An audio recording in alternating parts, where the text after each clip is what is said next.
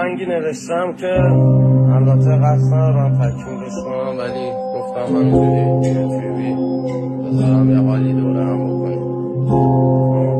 1 2 2 8 دیگه ایشکی تو دل ما عزیزم خونه نداره، خونه نداره. سمت چپ بدنم زلزله اومد، زلزله اومد. هرچی ما رو میبینه تو میبینی رو به فراره، حرف منفی میکنی زلزله اومد. با تو بعید میدونم که من حتی زنده